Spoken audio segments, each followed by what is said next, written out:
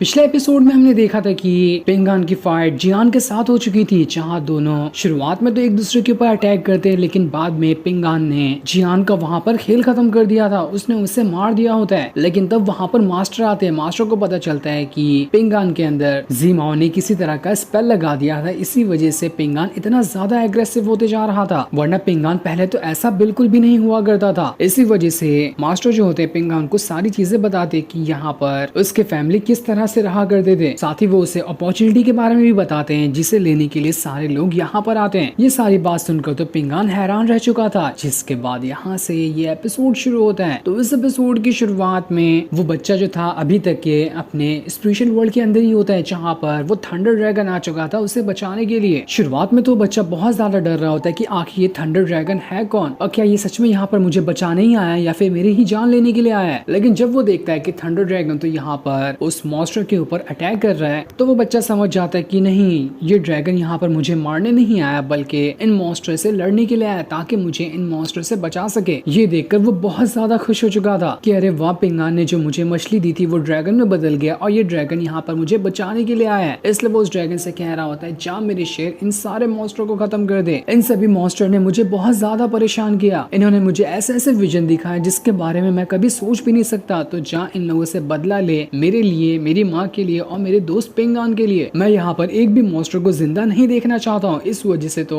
उस thunder dragon ने वहाँ पर सारे मॉन्स्टर के ऊपर हमला करना शुरू कर दिया था। वो सभी मॉन्स्टर को मार रहा होता है। वो ड्रैगन बहुत ही ज्यादा स्ट्रॉन्ग और पावरफुल लग रहा था, जिसके सामने तो कोई भी मॉन्स्टर नहीं टिक पाते। ड्रैगन ने अपनी थंडर पावर का इस्तेमाल करते हुए सारे के सारे मॉन्स्टर को वहाँ पर अपने अंदर ही सक कर लिया था, और कुछ ही टाइम के अंदर पूरा का पूरा वो स्पिरिचुअल वर्ल्ड वहाँ पर मॉन्स्टर से फ्री हो जाता है। सब मॉन्स्टर वहाँ के खत्म हो चुके थे। जो देखकर वो बच्चा कह रहा था, वाह मेरे शेर, तूने कमाल कर दिया, तूने तो आज यहाँ पर मेरा दिल खुश कर दिया है। मैं इतना ज्यादा खुश हूँ कि इसके बारे में तुझे बता भी नहीं सकता। तेरा बहुत बहुत शुक्रिया यहाँ पर आकर मुझे बचाने के लिए, वरना तो मैं यहाँ पर इन मॉन्स्टर के हाथों मर ही गया होता। जिसके बाद वो थंडर ड्रैगन उसे उस स्पिरिचुअल वर्ल्ड से बाहर निकाल देता है। बाहर आने के बाद तो उस बच्चे को सुकून मिला था कि मैं कितनी अजीब जगह पर चला गया था और आखिरकार मैं यहाँ पर बाहर निकल कर आ गया हूँ। बाहर आने के बाद वो बहुत ज्यादा खुश होता है। जीमा वहाँ पर कह रहा था, तुमने काफी अच्छा टाइम बिताया उस स्पिरिचुअल वर्ल्ड के अंदर। मैं यहाँ पर दावे से कह सकता हूँ कि तुम्हारा फ्यूचर बहुत ही ज्यादा ब्राइट होने वाला है। देखो, मैं यहाँ से शानजियान लेक में जा रहा हूँ, तो मैं चाहता हूँ कि तुम भी मेरे साथ चलो, हम दोनों वहीं जाकर प्रैक्टिस वगैरह करेंगे। जीमाओ को तो वैसे भी मास्टर ने शानजियान लेक में ही जाने के लिए कह दिया था, और वो वहीं पर रहेगा अगले कई सालों तक के, क्योंकि ये उसकी सजा होगी पेंगान के अंदर वो तालिस्मान डालने की, जिसकी वजह से पेंगान एग्रेसिव हो गया था। इसी वजह से वो बच्चे को भी कह रहा होता है कि तुम भी मेरे साथ चलो, हम शानजियान लेक में ही जाकर कल्टीवेशन वगैरह करेंगे और मैं तुम्हें कल्टीवेशन सिखाऊंगा। बच्चे की माँ तो इस बात के लिए तैयार हो जाती है, क्योंकि उसे नहीं पता था कि असल में जीमाओ किस तरह का इंसान है। वो बस अपने बच्चे का फ्यूचर देखते हुए इस चीज के लिए वहाँ पर हामी भर देती है। उस बच्चे को तो काफी ज्यादा बुरा लग रहा था कि न जाने आगे मेरे साथ क्या होगा, लेकिन कुछ भी हो मैं आखिरी बार तो पेंगान से मिलने जाऊंगा। दूसरी तरफ हम मास्टर को देखते हैं, जिनके साथ वो डिसाइपल भी होता है। जो डिसाइपल यहाँ से जा रहा है, वो डिसाइपल वहाँ पर ब्रदर सॉन्ग के साथ गेम खेल रहा था, जिसमें वो डिसाइपल जीत जाता है। ब्रदर सॉन्ग कह रहा था, अरे वाह, तुमने तो मुझे यहाँ पर हरा दिया, कमाल की बात है। और हाँ, मैंने सुना कि तुम इस गांव को छोड़कर जा रहे हो। अगर ऐसी बात है तो ठीक है, हम यहाँ पर एक बार आखिरी बार शराब पी लेते हैं साथ में, उसके बाद तुम चले जाना। जिस पर वो डिसाइपल मान। उसके जाने के बाद मास्टर ब्रदर सॉन्ग से कह रहे थे, तुम तो यहाँ पर जानबूझ के हार गए उससे। जिस पर ब्रदर सॉन्ग कहता है, हाँ मास्टर, मैं जानबूझ के हार गया था, क्योंकि जाते टाइम अगर उस डिसाइपल को वो हारते हुए जाएगा तो अच्छा नहीं लगेगा। मैं क्या सोचा था, मैं भी उसे गुड बाय कहने के लिए जाऊंगा जिस दिन वो जा रहा होगा। मास्टर कहते, तुम्हें इन सब चीजों में पढ़ने की कोई जरूरत नहीं है, मेरे पास तुम्हारे लिए कुछ और भी काम है। ब्रदर सॉन्ग और वो जो डिसाइपल है, दोनों मास्टर के ही डिसाइपल है। मास्टर उन दोनों को ही सिखाया करते हैं, इसलिए मास्टर जो होते हैं वो कुछ कल्टीवेशन वगैरह की किताब निकाल कर ब्रदर सॉन्ग को दे देते हैं, और उसे देते हुए कहते हैं, तुम्हें जो भी टाइम मिलेगा ना, इन किताबों को पढ़ लेना, इससे तुम्हारी पावर बढ़ेगी और तुम्हारी पर्सनैलिटी में भी एक अच्छा डेवलपमेंट आएगा। तो अपना टाइम इधर उधर के काम में बर्बाद मत करो और अपनी कल्टीवेशन पावर पे ध्यान दो। इसलिए ब्रदर सॉन्ग जो होता है वहाँ पर मास्टर का शुक्रिया करते हुए वहाँ से चला जाता है। उसके जाने के बाद मास्टर यीजुई से कहते, तुम यहाँ पर क्या कर रही हो, तुम भी जा सकती हो। ब्रदर सॉन्ग तो चला गया ना, लेकिन यीजुई की तो काफी गुस्से वाली निगाहें मास्टर के ऊपर ही होती है। उसका इंटेंशन क्या था अभी तो पता नहीं चलता, लेकिन उसे मास्टर के ऊपर गुस्सा तो बहुत आ रहा था। इसके बाद वो भी वहाँ से चली जाती है। दूसरी तरफ पेंगान जब घर पे होता है तो वहाँ पर निंग्याओ को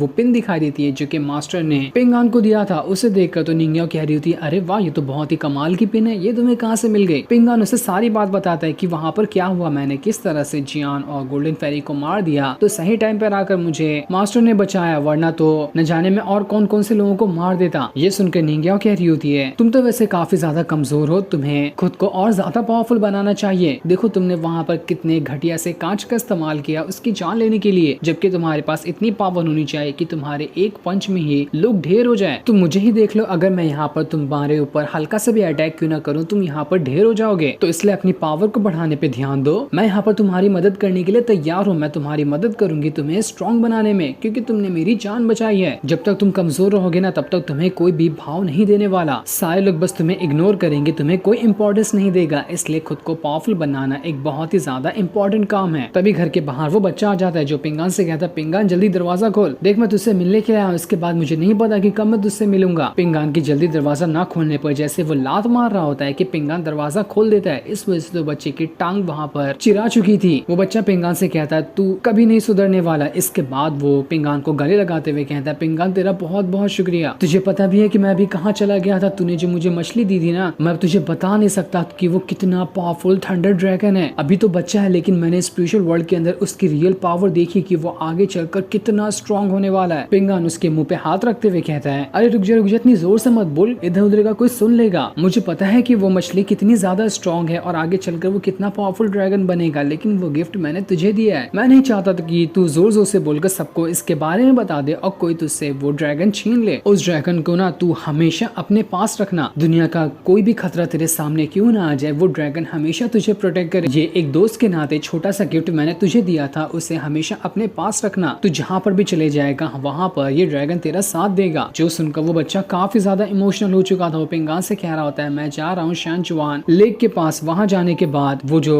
जीमा है मुझे कल्टीवेशन करना सिखाएगा। मुझे नहीं पता कि कब मैं वहाँ पर से वापस आऊंगा, लेकिन उम्मीद तो है कि जल्दी मैं वहाँ से आने की कोशिश करूंगा। वो जैसे ही बच्चा निंग्या को घर पे देखता है वो हैरान रह जाता है। वो पिंगान से कहता है, वाह पिंगान यहाँ पर लड़की पटा ली तूने और बताया भी नहीं, कमाल है। पिंगान उससे कहता है, अरे यार तू तो बहुत ज्यादा सोच रहा है, ऐसी कोई बात नहीं है। वो बच्चा जो होता है वहाँ पर अपने घर से लाई हुई कुछ चीजें जो होती है वहाँ पर रख कर जाने लगता है एक गिफ्ट के हिसाब से, क्योंकि वो पिंगान को उस ड्रैगन को देने का शुक्रिया करना चाहता था, लेकिन पिंगान उसे नहीं लेता। पर फिर भी बच्चा सुनने को तैयार नहीं होता और घर पर वो सारी चीजें फेंक कर वहाँ से जा रहा होता है। जाते हुए भी उसे बहुत बुरा लग रहा था कि वो अगली बार न जाने कब मिलेगा पिंगान से। वो बस इतना कहते हुए जाता है, कभी अगर फ्यूचर में तेरे बच्चे वगैरह हुए ना तो अपनी वाइफ और बच्चे के साथ जरूर मुझसे मिलने के लिए आना, मैं वही शेंजुआन लेक पर ही रहूंगा। दूसरी तरफ हम होटल का सीन देखते हैं जहाँ पर वो डिसाइपल और ब्रदर सॉन्ग आपस में शराब पी रहे थे। तभी बाहर से एक पतंग उड़ रही होती है जिस पर एक लेटर लिखा हुआ था। वो लेटर लिन ने ही भेजा था यीजुई के लिए। उसमें लिखा होता है कि यीजुई देख तेरा हस्बैंड इधर है, तेरा ध्यान किधर है। क्योंकि लिन ने जब पहली बार यीजुई को देखा था तभी से वो उसे पसंद करने लग गया था, लेकिन यीजुई उस लेटर के ऊपर भाव नहीं देती। तभी वहाँ पर दो भाई लोग आ जाते हैं जो लिन से कह रहे थे, ये कौन सा पुराना तरीका निकाल लिया पटाने का, रुक हम तुझे बताते हैं कि नया तरीका क्या होता है। इसके बाद तो वो लोगों ने वहाँ पर लिन के ऊपर ही हमला करना शुरू कर दिया था। वो उससे कह रहे होते, छुछुंदर की शक्ल के, तेरी पास तो शक्ल भी नहीं है और तू चला है यहाँ पर लड़कियां पटाने के लिए, अभी मजा चखाते हैं तुझे। लिन बेचारा वहाँ से डर कर भाग रहा होता है क्योंकि वो दोनों भाई तो उसके पीछे ही पड़ चुके थे। वो भागते हुए उनके ऊपर जो सामान दिखता वो सामान फेंक रहा होता है ताकि वो उन दोनों भाइयों से पीछे छुड़ाकर वहाँ से भाग सके। वो दोनों भाई भागते हुए काफी ज्यादा थक जाते हैं, लेकिन तब भी लिन जो होता है वहाँ से भाग निकलता है। लेकिन उनमें से एक भाई ने उसे गुलेर की मदद से एक पत्थर उठा के मार दिया था, जो देखकर लिन वहाँ पर उनसे कह रहा होता है, देख लेना इसका बदला लेने के लिए मैं जरूर आऊंगा तुम लोगों के पास, तुम लोगों को नहीं छोड़ने वाला मैं, बस मेरा इंतजार करना, मैं आऊंगा जरूर। दूसरी तरफ हम उन आउटसाइडर को देखते हैं जिनमें से मिज़ू नाम की एक लड़की होती है और वहाँ पर ग्रैंडपा युआन होता है। उन दोनों के पास एक बंदा आया हुआ था जिसने एक अपॉर्चुनिटी लेकर आया था, यानी कि वही पॉट जिसमें से कोई नए जन्म लिए हुए बच्चे की ब्लड पावर को रखा गया होगा, उसके पास एक ही अपॉर्चुनिटी होती है। तो मिज़ू और ग्रैंडपा युआन जो होता है वो दोनों आपस में कहने लगते हैं कि मैं इस अपॉर्चुनिटी को लूंगा, लेकिन दोनों में होते ही बहस की वजह से नतीजा ये निकल के आता है कि वो दोनों यहाँ पर आपस में फाइट करेंगे और जो भी इस फाइट में जीतेगा उसे ही ये अपॉर्चुनिटी मिलेगी। इस वजह से वो दोनों वहाँ पर फाइट करने के लिए तैयार हो जाते हैं। ग्रैंडपा युआन तो वहाँ पर काफी ज्यादा स्ट्रॉन्ग लग रहा था, इस वजह से वो मिज़ू की बहुत अच्छे से धुलाई कर रहा होता है, उसके अटैक को रोकता और उसके ऊपर अटैक भी करते जा रहा था क्योंकि ग्रैंडपा की कल्टीवेशन पावर काफी ज्यादा हाई लग रही थी। मिज़ू भी उसे अच्छी टक्कर देती है, लेकिन तब भी यहाँ पर ग्रैंडपा युआन बहुत ज्यादा स्ट्रॉन्ग था। वो सिर्फ अपनी कल्टीवेशन पावर का इस्तेमाल कर रहा होता है और अपनी पावर का इस्तेमाल करते हुए वो मिज़ू के ऊपर अटैक करना शुरू कर देता है, जिस वजह से तो मिज़ू अब यहाँ पर एक भी उसका अटैक नहीं संभाल पाती। वो भी अपनी पावर का इस्तेमाल तो करती है, लेकिन फिर भी वो ग्रैंडपा युआन के सामने बहुत ही ज्यादा कमजोर थी। ग्रैंडपा युआन वहाँ पर उसे बहुत मारता है, लेकिन तब भी मिस जू जल्दी हार नहीं मानती। उसके पास उसका फंका था जो कि उसकी सबसे मेन पावर का सोर्स था। उसी की मदद से वो सभी लोगों के ऊपर अटैक करती थी और उसकी मदद से उसने यहाँ पर ग्रैंडपा युआन के ऊपर भी अटैक करना शुरू कर दिया था। लेकिन तब भी युआन जो होता है वो अपनी काफी ज्यादा स्ट्रॉन्ग पावर को एक्टिवेट करते हुए मिस जू के साथ फाइट कर रहा था और ऐसा लग रहा था कि यहाँ पर तो मिस जू अब उसका कुछ नहीं बिगाड़ पाएगी। यहाँ पर ग्रैंडपा युआन ने बहुत अच्छी टक्कर दी थी और उसे वहाँ पर हरा भी दिया था। इस वजह से मिस जू यहाँ पर हार जाती है। इसलिए वो वहाँ पर अपनी हार मानते हुए ग्रैंडपा युआन से कहती है ठीक है, ये जो अपॉर्चुनिटी आई है उसे तुम ही रख लेना। लेकिन यहाँ पर ग्रैंडपा युआन कहता है मैं यहाँ पर तुमसे फाइट अपॉर्चुनिटी के लिए नहीं कर रहा था, तुम चाहो तो अपॉर्चुनिटी को तुम खुद रख सकती हो, लेकिन मैं यहाँ पर कुछ और चीजों के बारे में बात करना चाहता हूँ। तुम्हें तो पता ही होगा कि हम दोनों यहाँ पर क्यों आए हैं। हम यहाँ पर उसी स्वॉर्ड सूत्र को लेने के लिए आए हैं जो कि बहुत ही ज्यादा मिस्टीरियस है। हमें पता है कि वो इसी टाउन के अंदर मौजूद है। एक बार हमें स्वॉर्ड सूत्र मिल जाए तो उसके बाद हमारा यहाँ का मिशन पूरा हो जाएगा। मैं यहाँ पर आपसे वैसे भी दुश्मनी नहीं करना चाहता, क्योंकि अगर जब तक हम दोनों नहीं मिलेंगे तब तक कि हमें स्वॉर्ड सूत्र नहीं मिलने वाला, और स्वॉर्ड सूत्र लिए बगैर तो हम लोग यहाँ से जाने भी नहीं वाले। जिसके बाद वहाँ पर वो दोनों भाई आ चुके थे। मिस जू जो होती है उन दोनों भाइयों से कह रही होती है तुम्हें पता है कि हमने तुम्हें यहाँ पर क्यों बुलाया है? हमें ना स्वॉर्ड सूत्र चाहिए। तुम जानते हो ना कि स्वॉर्ड सूत्र क्या है, और शायद तुम्हें ये भी पता होगा कि हमें वो कहाँ से मिल सकता है। स्वॉर्ड सूत्र इस टाउन के इमॉर्टल लोगों के पास होगा। अगर हम लोग यहाँ से अगर स्वॉर्ड सूत्र लाने गए तो बाहर के लोगों को हमारे पर शक भी हो सकता है, क्योंकि वैसे भी हम एक आउटसाइडर ही हैं। अगर किसी यहाँ के इमॉर्टल वगैरह को हमारे ऊपर शक हुआ तो इससे गड़बड़ी भी हो सकती है। इसलिए इस काम के लिए हमने तुम दोनों को चुना है। तुम लोगों को हमें वो स्वॉर्ड सूत्र ला कर देना है जो इस टाउन में मौजूद है। अगर तुमने ये काम हमारे लिए कर दिया तो इसके बदले हम तुम्हें बहुत ही अच्छा इनाम देंगे। इतना ज्यादा अच्छा इनाम होगा कि उसके बारे में तुम सोच भी नहीं सकते। तो बताओ कि तुम लोगों को हमारा ये ऑफर कैसा लगा? ला के दोगे ना हमें वो स्वॉर्ड सूत्र? उनमें से जो एक भाई होता है उसकी नजर तो मिस जू के कहीं और पर ही थी। वो क्या बोल रही होती है वो तो उसके दिमाग के ऊपर से जा रहा था, लेकिन उसकी आंखें सब समझ रही होती है। लेकिन इसके बारे में मिस जू को पता चल जाता है कि आखिर ये बंदा कहाँ देख रहा था। इस वजह से वो बहुत ही ज्यादा गुस्सा हो जाती है। दूसरी तरफ हम निंगिया वो पिंगान से कह रही थी पिंगान बताओ कि तुम्हें मेरा ऑफर पसंद आया भी या फिर नहीं। मैं यहाँ पर तुम्हारी मदद करना चाहती हूँ, तुम्हारे कल्टीवेशन पावर सिखाने में और स्वॉर्डमैनशिप सिखाने में। अगर मैंने यहाँ पर तुम्हारी मदद की तो इस मदद से तुम खुद को बहुत ज्यादा स्ट्रॉन्ग बना लोगे। मैं यहाँ पर तुम्हारी मदद इसलिए करना चाहती हूँ क्योंकि तुमने मेरी जान बचाई थी। हम दोनों का वैसे कोई रिलेशन तो नहीं है, लेकिन तब भी तुमने जो मेरी जान बचाई उसी का एहसान उतारने के लिए मैं तुम्हारी मदद करना चाहती हूँ, क्योंकि मैं जल्दी किसी का एहसान नहीं लेती। इसी वजह से मैं तुमसे कब से कह रही हूँ कि मेरी बात मान लो और मेरे साथ कल्टीवेशन सीखो। मैं तुम्हें स्वॉर्डमैनशिप भी सिखाऊंगी और कल्टीवेशन भी सिखाऊंगी। पिंगान उससे कह रहा होता है अरे नहीं, आपको ऐसा सोचने की जरूरत नहीं है कि मैंने आपके ऊपर कोई एहसान किया। वो तो स्टोरी टेलर नहीं आपको बचा कर यहाँ पर लेकर आया था। आपको अगर कुछ करना ही है तो उस स्टोरी टेलर का जाकर करिए, उसे ही कुछ इनाम वगैरह दे देना। मैंने तो बस आपका थोड़ा सा ख्याल रखा था। ये सुनकर निंगिया जो होती वो वहाँ पर पिंगान से कहती चलो ठीक है, देखो तुम्हारे पास ना थोड़े पैसे हैं, वो पैसे मुझे दे दो। ऐसा समझ लेना कि मैं तुम्हारी मास्टर बन गई हूँ और तुम मुझे कल्टीवेशन वगैरह सिखाने की फीस दे रहे हो। अब तो तुम मान सकते हो, देखो मैं तुम्हें खुद कितना इंसिस्ट कर रही हूँ तुम्हें स्वॉर्डमैनशिप वगैरह सिखाने में, लेकिन तुम हो के तैयार ही नहीं हो सीखने के लिए। किसी लड़की से सीखना तुम्हें पसंद नहीं है क्या? तुम्हें खाली कोई मास्टर ही चाहिए सीखने के लिए? तुम्हारे पास जो ये कॉइन है ना, ये बहुत ही अच्छा ब्लेसिंग वाला कॉइन है। इसी गाँव में थोड़ी दूर जाने पे तुम्हें एक मूर्ति दिखाई देगी जिसके सामने ही ऐसा एक डब्बा रखा हुआ है, उसके अंदर ये कॉइन रख देना। तुम वहाँ पर जब ये कॉइन रखोगे ना तो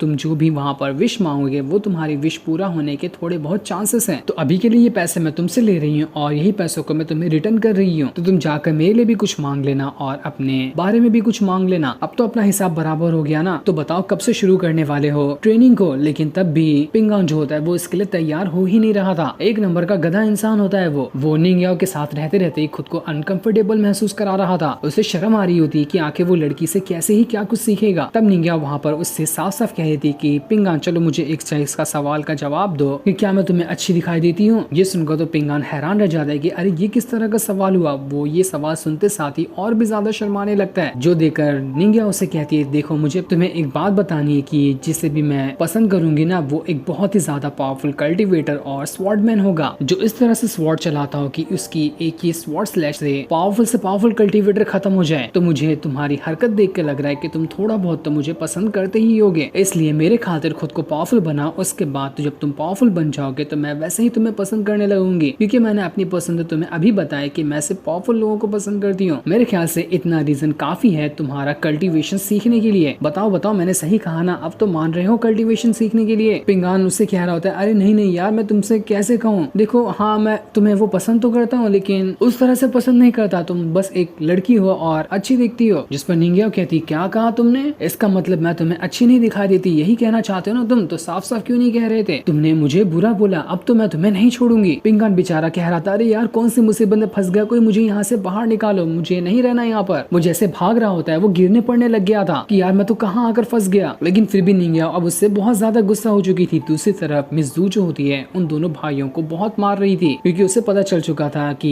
उसमें से एक भाई की नजर कहीं और थी, इसी की सजा वो उसे दे रही थी। सिपाही मिलकर उन दोनों भाइयों को बहुत ही गंदे तरीके से मार रहे थे। उतना सा नजर घुमाने की सजा इन लोगों को यहाँ पर बहुत ही बढ़िया तरीके से मिल रही होती है। वहीं पर दो बच्चे लोग भी खड़े थे जो कि हो सकता है कि मिज़ू के ही बच्चे होंगे या फिर उसके ही रिश्तेदार होंगे। वो दोनों वहाँ पर एक छोटे से तालाब के पास आकर मछलियाँ देख रहे होते हैं। दोनों बच्चे खेलते हुए यहाँ पर शर्त लगा रहे थे कि हम यहाँ से तालाब से कुछ मछलियों को बाहर निकालेंगे और किसी एक मछली के ऊपर उन दोनों में से एक भाई का नाम लिख देंगे। पानी के बाहर आने के बाद अगर वो मछली यहाँ पर जिंदा रह गई ना तो वो भाई जिंदा रह जाएगा जिस भाई का नाम मछली पे लिखा होगा, और अगर वो मछली मर गई तो उसी के साथ साथ उस भाई को भी यहाँ पर मारते हुए जान से खत्म कर दिया जाएगा। तो बताओ ये खेल तुम्हें कैसा लगा, जिसमें वो दोनों भाई जो होते हैं इस खेल के लिए मान जाते हैं। और उन लोगों ने तालाब की मछली को देखकर उस पे ही सोचने लग गया था कि इस पर हम छोटे भाई का नाम लिखते हैं, पानी से बाहर आने के बाद ये मछली अगर जिंदा रही तो छोटा भाई बच जाएगा। जिसके बाद ग्रैंडपा युआन जो होता है एक बहुत ही जोरदार अटैक उस तालाब पे क्या कर देता है कि तालाब की कई सारी मछली बाहर फेंका चुकी थी। बाहर आने के बाद तो